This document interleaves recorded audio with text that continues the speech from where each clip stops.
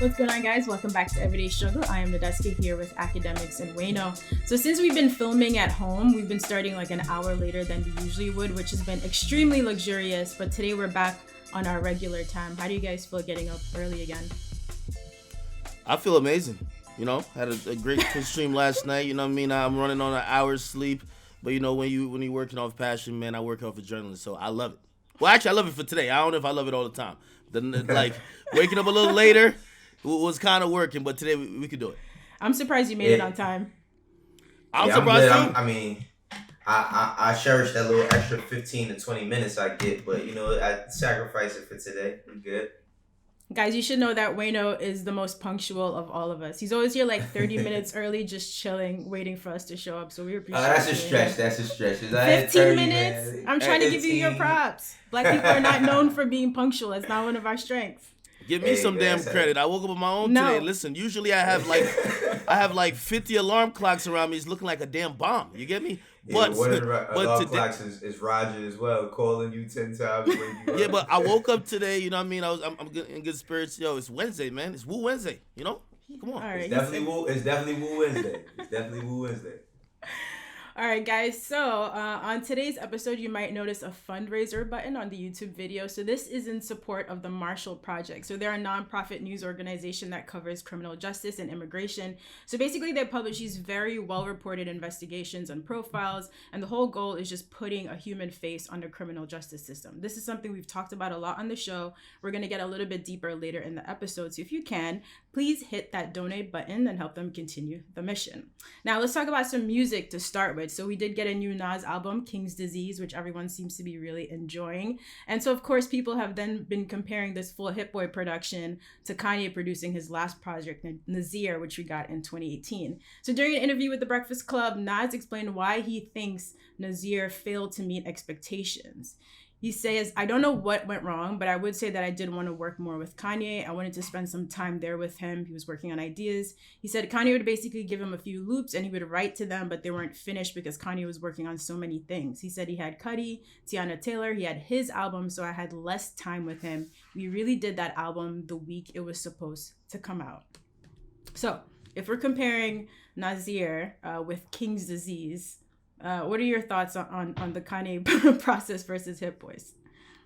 I mean, to me, as a Nas fan, like the Nasir album doesn't really even compare to King's Disease. You know, it's like it kind of King's Disease kind of makes you forget that Nas did an album with Kanye. That shit came and went, and I think that's just because at that time Kanye was just so frantic trying to do so many things. It was like a master of all. Jack of all, master of none type of situation where it's like, you know, he's trying to crank out all these 7 albums in 7 weeks and everybody has 7 songs and all this other shit. And I think he just missed the mark. Now, do I think Kanye could produce a great Nas album? Yeah, but at that time, it just seemed like he just was doing too much. And I think, you know, Drake had his mind a little wary. You know, that's around the time when Sicko Mode came out. You know, what's the other record? In My Feelings came out. You know, Kanye was heavily affected by those records. I just think that he had too much going on in his life and he missed the mark when it came to Nas. But this King's Disease album, shit, you forget that Kanye and Nas even made a song together for real. Yeah, of course, his album now, King's Disease, is way better, way more developed than Nasir, the 7-track. If we're calling the album, I would just rather call it EP. But I'm going to be honest with you, man. Listen, we get it. Yeah, Ye was stressed out, okay? You know, Drake is singing about his wifey's, all type of stuff on the Scorpion album. He was in the middle or dragged in the middle of a push and I get all that. But we're going to have to start giving shared accountability for those albums. Even with Tiana Taylor, shared accountability, okay? We get it, Kanye distracted, but I do think it's on the artists as well themselves to have some quality control. Not because Kanye is this genius that we love and we revere, that he could rush through your shit. Go, like, you know, jump and skip steps and, you know, basically go outside your regular process and you just put it out. You know what I mean? At some point, you know, especially a legend like Nas, you got to hit the stop button. Listen here, buddy. This sounds all great. I want to be in this little, you know, lineup for the 7 albums, but I ain't about to do this. So, again, I'm putting some blame on Nas. I love Nas. But does it that, I mean, this is the thing, right? imagine you in a room, and this is when he's first getting to Wyoming. He's building the super domes and all that shit. I'm pretty sure that idea sounded amazing at that time. Nobody could have foreseen Duppy Freestyle coming. You know what I'm saying? Like that album idea. Yo, we gonna do albums, 7 songs. You thinking that because it's Kanye, 7 songs, he has less of an obligation than doing 15 to 20. It's gonna come out a little bit more potent, right? And people is trusting Kanye. So if we're gonna put that accountability, we're gonna put some accountability on the artist. It's way more accountability on Kanye, because even Tiana Taylor said, she said, yo, when I sent them my album, it didn't sound like that. I just got the shit back and it was a whole different thing. So, I think Kanye, he just be doing too much sometimes. That's how we leave this. He just be doing too much. Yeah, I'd say it was 50-50, right? Clearly they bought into it, like Kanye was a coach, they bought into it. But I mean, listen, there gotta be some due diligence on the part of the artist where let's stick with Tiana Taylor. You sent your album in, and when you heard it being released, it's just mad different, and you ain't even get at least a final like thumbs up or a chance to give a thumbs up. Come on now, again, Ye of course but is the mad scientist. But we have it. Come on now. It's like, how you gonna turn in the group project and then all of a sudden what you turned in ain't even in the group project? Like, Akademiks, I understand that for Nas, because like you said, he's a legend, well established in the game. But for someone like Tiana, who is still sort of trying to get first really big looks for her music, isn't it a little bit different? I feel like it's probably a little bit harder to stand up to Kanye in her position. I bet she learned now. But at the same time, act like Tiana Taylor had one of the better albums out of that whole little thing that came out. I mean, like, the only ones that I really wasn't feeling like that was like Ye and Kids See Ghosts. It was like 2 songs I might have liked on Ye. Kids See Ghosts was only one. I like Pusha's. We all agreed that Pusha, had the album of the year at that time. I think like Tiana delivered a hell of a project. It's just that she didn't have the final say so. And then Nas, like, man, I remember when Nas shit. Remember all the memes that day when they like, yo, Nas uploading the album. They like Nas got joked on crazy. That was a crazy day for Nas. That wasn't his fault. Like Kanye was putting shit out. They didn't even clear the samples. I heard. Yeah, as I said, I'm just with a little bit of shared accountability. But even with Tiana, I think a lot of her gripe too was that, it was just something to come out and then they're on to the next one.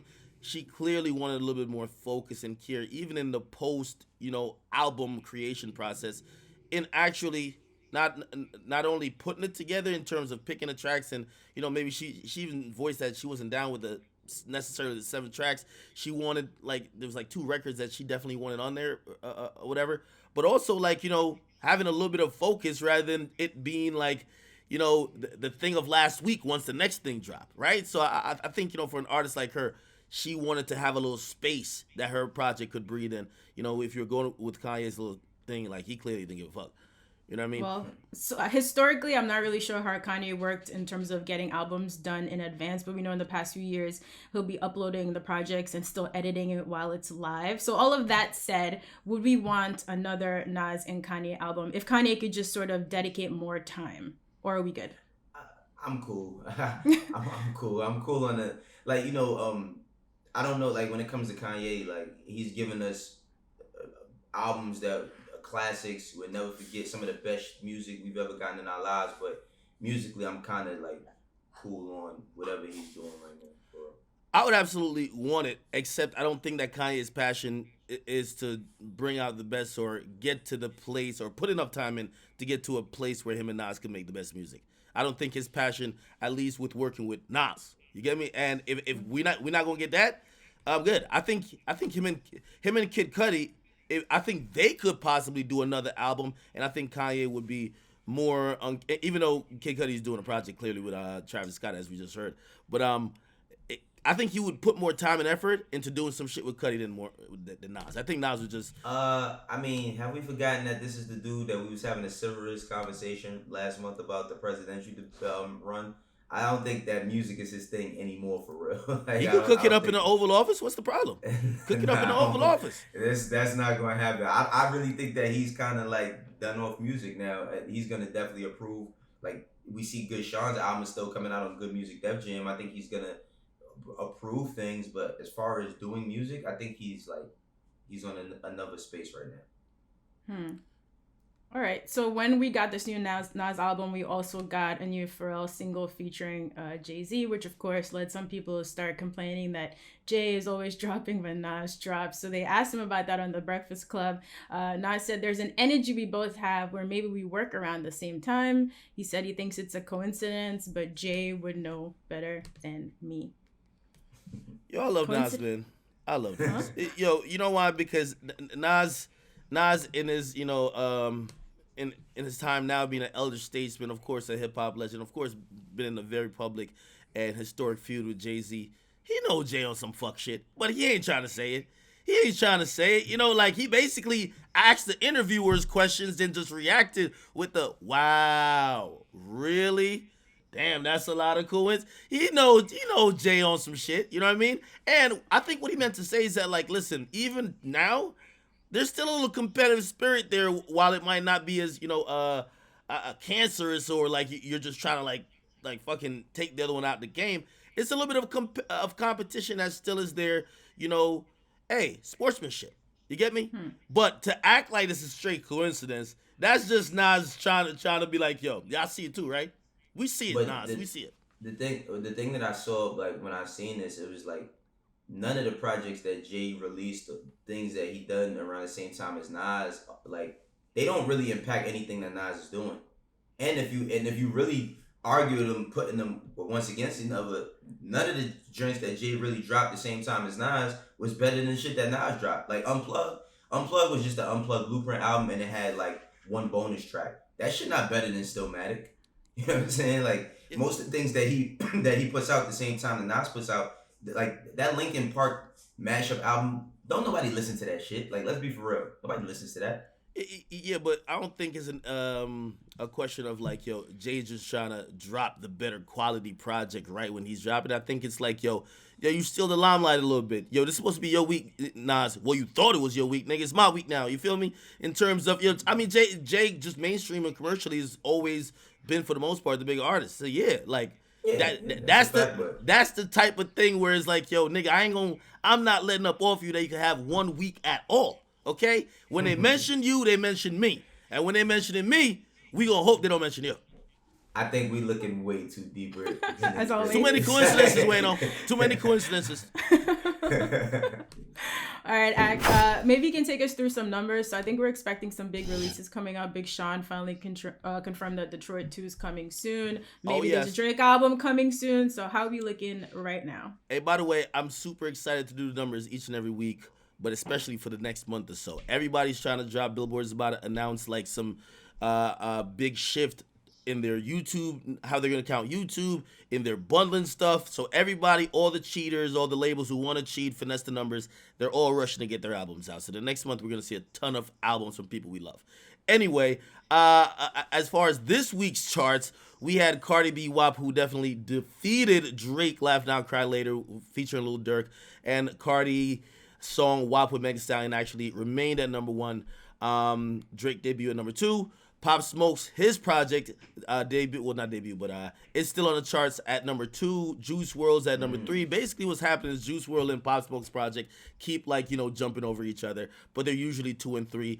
Young Dolph, I think he just put up some really dope numbers. I don't know if this is the Lambo finesse or what happened, but the Rich Slave album debuted at number 4, selling 65,000. And by the way, Dolph is one of the people who champions that, unlike all these other fuck things in the industry, I'm independent, paper route empire. Clearly, if, these numbers are independent, 65,000 is a great, great accomplishment. Rod Wave, his project did 48,000 this week. Lil Baby, My Turn, which, by the way, I got some really interesting stat from Billboard this week. This is the best-selling album out of any album this year. My Turn is still in the top 10. It sold 44,000 units this week, but it's the best-selling album overall for the year. And The Baby, his project, is at number 8 with 39,000. Okay? By the way, gotta mention my man Youngboy. He's putting out an album September 4th. But already his crazy fan base, with somebody yesterday liking his fan base to maybe male barbs, like in terms of like you get what I mean? Not like that, but like, they're that rabid and that they're that intense and they support that much. They already have his album. There's only 4 songs out. It's gonna be like almost 20. Only 4 songs out because it's still in pre-release, pre-order mode. and it's already #1. It even passed Nas on the Apple Music charts just off fans streaming 4 songs compared to, for everybody else's album with clearly more. So salute to Youngboy, man. His fan base is crazy. I think the new spin, you see how the deluxe thing became so such a thing now. I think it's gonna be the pre-order album and the deluxe shit. That's about to be the new wave, the pre-order shit. Yeah. No, that's the new Finesse. I think Young Dolph just kicked it off. You know what I mean? To be honest, Young Dolph had a nice little system. He said, yo, listen, I'm giving away this Lamborghini, I believe it was at Aventador. It's about $600,000. Everybody wants a Lambo. He says, just enter the raffle. How do you enter the raffle? Spend $10, cop my album. I got your name. You are in the running. You could win a Lambo. Yes. Even if you don't like Young Dolph's music, you want a Lambo. You're spending $10 to get that raffle ticket. You know what I hate about that, though? When somebody wins the Lambo, who the fuck is paying that insurance? Who's gonna pay the insurance? I'm selling it. If I win that Lambo, I'm selling it the first day I get it. It's a reseller's market. Come on now, Right. For real. So wait, pre-orders have always been a big thing. So now you're saying basically there's just extra motivation to pre-order the album. That's the big finesse. Okay. Yeah. If bundling becomes hard, if other things become hard, you could still find a way to have people order the album with a pre-order, maybe bundling it with a raffle ticket. So do you know a little bit more about the changes Billboard's going to make? So they already said that bundles can't count, right? So how is this going to affect everyone coming up? Yeah, so they're doing a couple not weird things, well-needed changes. You see my man Wayno, he pranced in here and he said, yo, 6ix9ine got fake numbers, this, that, and third. We can't really respect it. Now, Billboard, they're always late to the party, but they at least get there, right? They're addressing some of the YouTube stuff that people are seeing and what's being counted. Remember, Billboard, we're only thinking about what happens in the U.S. So usually when you see a play counter for Spotify or for YouTube, it's usually international. Then they only count the U.S. versions. But these days, you got fan bases with whole streaming farms. People are finessing like a motherfucker. Bots. How do you really account for that? They're now only going to count streams from YouTube if the person is logged in. So if you're not logged into YouTube, it will not count. And then they're going to limit it to 10 per day per song and 10 streams per day per song per artist. Okay? So, per user actually. So if you are just going to sit here and listen to Nicki Minaj's Move Your Body 50 million times with 20 different devices, none of them logged in, if you're not logged in at all, it will show on YouTube, but it will not count for Billboard in terms of sales. Wow. I feel like the hangover math scene right now. And one more thing, and they're also adjusting the weight of the YouTube sales because, as you know, as opposed to Spotify or Apple Music, YouTube is what they consider ad supported for most of the streams. So they have to balance the ad that plays before the video with how much a song costs, and they're just saying that YouTube is barely paying shit. So you need more streams to equal an actual sale. Well, I'm glad you're our resident mathematician. I wouldn't be able to calculate any. Resident pocket watcher. I gotta watch all the numbers. I'm sorry. But so you think this is all for the better, Ak? These are good changes? It's gonna slow down some of the finesses. By the way, also with the bundling, Wayno's homie Nav, who sold about 50 million V-Loan t-shirts, and even 4 months after the day, people hit me up asking me if I could make a story about Nav not sending them their V-Loan t-shirts. Billboard will now no, seriously, niggas ain't get their shirts. Niggas want their shirts. They want their V-Loan shirt. Billboard now is instituting a rule that if you're gonna sell an item as a merch bundle, it has to actually be in a physical location already. You can't sell to print later, no more, because that's what a lot of people are doing. If it's not already in a warehouse, right? Because by the way, Wayno knows in terms of CDs, Billboard or actually Nielsen, they would count CDs shipped as shipped. Exactly. Yeah. So now they're like, yo, listen, y'all ain't about to do the finesse where y'all can make the shirts a million weeks later. You have to, and by the way, another thing too, when you order the digital link, they have to mail you something. So it's basically putting more pressure on the labels to say this ain't free cash and free finessing. You got to mail something to the customer, and also you have to have the item in stock that you're selling. If you're bundling. Yeah, this is gonna make people prepared and ship 500,000 shirts the first day. But you see how excited Akademiks has been for the numbers? I love it. It's dope. It's really dope seeing him so excited. Thank you for that, Akademiks. That's why he was so excited about today's episode. Right. All right. So, guys, I want to talk a little bit more about the Marshall Project, which I mentioned at the top of the show. So, like I said, they're a news organization that covers criminal justice and immigration. And so their work includes just sharing facts that the public might not be aware of. Sometimes they expose failures in the system and also explore solutions for reforming the justice system. So, this year, for example, they've done a lot of really extensive reporting on the impact that COVID-19 has had on prisons, showing how prisons have failed to contain the virus and keep inmates safe. You can check that out on their website. Now, guys, criminal justice reform is something we've talked about a lot on the show. It affects people we know. It affects artists that we care about. We know that mass incarceration disproportionately affects people of color. So Black men and women are often in prison for very minor offenses. Sometimes they can't afford bail to get out of jail. Sometimes they're just not provided with adequate legal counsel. And then when people are taken away from their communities for years and years, it has really long-term effects. So I'm wondering, when did you guys first start to notice, the effects of the criminal justice system in your personal lives? Wayno? Oh man, I mean, like at a very very young age, I had friends like you said, it's like minor infractions, and then you get put into the system, the probation system specifically. Like one of my friends, being a young kid, got put on probation, and not fully understanding what it was, and just making a mere mistake of coming home too late, or not checking in on time, and gets violated and sent back to prison. Even the parole situation as well. It's like a lot of these people, they can't even see their family members. Like if you come from a family that is in a I want to say specifically say a bad area, but a poverty area, and there's other people in your family that are felons, you can't even be at Thanksgiving with them. Right. Because it's like, they put you in a position where it's like, oh, y'all are plotting to do something together. So I've seen it affect my life like drastically, especially with this COVID thing. Like one of my friends right now, he's in the feds, and because of COVID, they've been on 23-in-1 lockdown, for the past like 4 or 5 months. And 23-in-1 lockdown is usually something that doesn't always happen, but now it's like he only has an hour to come out, eat, shower, etc. So in my circles, it definitely, has affected me. I've always wanted to know what I could possibly do to help change. It's good to see all the stuff that's happening now where we're getting more information out there. Right. It's really important. And Ak, I don't know if this has affected you personally, but a case that we spoke about a lot here on the show was, of course, Meek Mill and his 12-year legal battle, which was so insane. So he was arrested on gun and drug charges when he was 19, and his probation lasted nearly 9 years. Like, this was only resolved last year. They said the judge was biased in the case, that he was unfairly targeted. It was pretty horrible to, watch this shake out. What are your thoughts? Yeah, despite whatever, personal things with me and Meek, we go back and forth. We in this industry, whatever happens.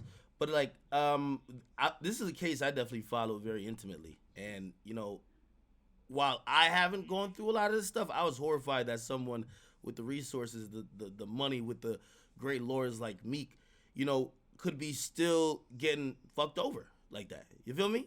And it kind of reminds me of, of course, not myself, but like, people who I know who pretty much the justice system, it kind of takes advantage of the people who don't have the resources, especially early on. I know people who, your whole life changes when you say you catch a case, right? They offer you some BS type of plea, but you're going to either be a felon or you're going to have some type of strike on your rap sheet where now you might be hard to get a job, might be hard to move around. All these things are going to factor into someone's mindset and how they try to make a living, okay? And when you realize that it really targets people who are in certain financial situations, certain neighborhoods, and usually look a certain type of way, you could obviously tell the system is kind of broken in that sense. Not only that, the whole process of just from probation to incarceration to even parole, you could tell it's just not meant for rehabilitation. It's really meant to pretty much kind of catch you in a cycle, and almost it's like it's just a circular thing where it's just a spin, so you can't really get out of it. And usually that again changes how people act. It changes how you can't just be a regular person when, because of you're on probation, you can't do most of the things that a regular people would do. You know what I mean? So of course, like, while it hasn't affected me personally, it's definitely affected people who I've known, or people that look like me, which feels like it affects me. Yo, it was one time, speaking about me, I was in the studio with him when he was about like this, like after he caught his case. He might have been like around like 18 to 19 years old, and he was in the middle of writing a verse. He was in the middle of writing a verse, and he had an ankle monitor on, and in the middle of writing the verse, he's like, "Yo, I'm sorry, I gotta leave." You know what I mean? Like he got up and had to rush back home. You know what I mean? Because he didn't want to get violated. And it's like, if this is his profession, you know what I mean, or the profession that's gonna make him, mean to that. And we've seen it happen, now, after the fact. If this was the profession that was gonna save his life, like he didn't have the opportunity to even do that, the way he needed to. So it's like it pigeonholes you and puts you in certain messed up situations where you don't know how to get out. And a lot of people aren't fortunate enough to have music as a means. So and it's hard to get a job, so they turn back to the only thing they know, which puts them right back in the system. And the system, another thing that we don't talk about enough is that how many people who are in the system, the government makes money off of you being in those beds as opposed to being home striving to do something. Like prison is a big industry and it's owned by a lot of powerful people. And also when you look at the disparity in the treatment of people who commit white collar crime to blue collar crime. Like you see people when they finesse, like it could be $30 million from like all these little hedge funds, and like they're robbing people blind, but they're doing it in a really American type of way where it's it's kind of almost seen like, what, we caught you, but just go chill out in this little camp and you'll be back on the streets in like a year or so, as opposed to when we see other crimes where it looks like people kind of like turn their nose up at. They're treated much differently. They're not afforded the same type of, some of these motherfuckers do some crazy shit, rob people for $30 million, and then they could negotiate. Yo, I'm gonna turn myself in next year after I collect this big payout. Yeah, I'm gonna serve my sentence, but I'll do it next year. Yo, for black and brown people, you don't got a chance. Okay, go snag that nigga, grab him. Okay, handcuff him. It's over. So again, when you start thinking about that too, I think that the whole system has to be reformed because it definitely favors and benefits. I don't even know if some people watch, like even that Jeffrey Epstein documentary shit. I was watching this shit bewildered. I was like, wait, motherfucker went like mad reporters showed up. They thought there was gonna be an actual hearing. This dude is a fucking predator. You get me now? If they're gonna treat him like how they treat everybody else, like you're imagine more shit's gonna happen. Instead, they basically just like they whisk them away. And they're given the white glove treatment all the way through the process. I think that's exactly why you get the situations where, a lot of people of color, they're stuck in a cycle because they don't get no type of breaks. They don't get to pick when they go to jail, what type of jail, no low security facility. They don't get those type of treatment, okay? They just get pretty much the harshest extent of the law. The power of a dollar is a motherfucker, man. Absolutely. Really great point. And whenever I see one of these politicians or presidential advisors facing fraud charges, I'm like, does it really matter? They're probably never going to prison. If they do, maybe they'll serve like 4 weeks at home or something. I mean, on the flip side, though, after everything that Meek Mill went through, it's really nice to see him and people like JayZ working to reform the system. So him and Jay did launch the Reform Alliance last year. So they're trying to reduce the amount of people serving unjust parole and probation sentences. This year, they donated a lot of masks to help out prisoners dealing with COVID. And according to TMZ, Meek actually really helped out Joel Santana. So he was supposed to serve 27 months in prison recently. Meek got his wife connected to a great lawyer, so they got him to reduce the sentence to 19 months, which is amazing. Someone like Joel, who's been around and has resources, still needed that kind of help. So it really affects everyone. But do you guys feel hopeful that at least artists are trying to help reform the system? Well, I like the fact that, like, I think that it only made sense for Meek to be going on this path in his life, and will have gone through what he's gone through in life to have to go on this path post him, getting through what he's gotten through. I hope that more artists can understand how serious this is because, coming from, everybody raps about coming from the hood and all these unfortunate circumstances, and it's very real, and that's why when we talk about reforming all these different things, we need financial reform, we need financial equality, we need the same shots as a lot of other people. So, with these artists getting with all these different corporations, if you're going to be endorsing products all day, you might as well start doing some due diligence to see how you can help your people. Do what you can, use your platform to see how, you can not only inspire, but build your community so that those kids don't have to go through the same things that the people that we're trying to save are going through now. I think that it's more about us being proactive than reactive. Let's not wait till it's 100 kids locked up to then start trying to save them. Let's start saving them before they start making the decisions that's going to get them locked up. So hopefully we can see more of this going towards the future. Yeah, and also shout out to Yo Gotti as well, man. For the stuff that Yes. he's been advocating. He's been the person that's been bringing it to my attention about the crazy situation going on, and I believe that it's a prison in Mississippi. Just inhumane treatment. You would think that this is a third world country. You think this is like Guantanamo Bay Part 2. It again, we understand that people have to stand up and face their punishment, and jail is supposed to be a rehabilitation part of that. But there's inhumane treatment of people that you would never imagine that's being happening in the United States. And when I seen some pictures and videos and some of the stuff that through Yo Gotti and even Jay they brought to light, and other articles written on it, you gotta then start even thinking about like, damn, what the fuck is actually going on there, and also what type of people are incarcerated there, because it just feel like the inequities when it comes to like other people getting locked up, like they be chill. Like most of these dudes, white dudes that do all type of other type of crimes, they be getting locked up in summer camps. Like they're not getting that type of treatment. You know what I mean? Like it always look like it's a certain type of people that's getting the short end of the stick, like usual, right? Absolutely. Appreciate you guys having this conversation. I think it's really, really important to our viewers. I encourage you to check out the Marshall Project and their website. There's a lot of resources there that you can use to learn. And we want to say a big thank you to YouTube for partnering with us on a grant to the Marshall Project. If you can, make sure you click that donate button on this video to help contribute. We appreciate you guys. Thank you for watching Everyday Struggle, and we'll see you here tomorrow. Peace.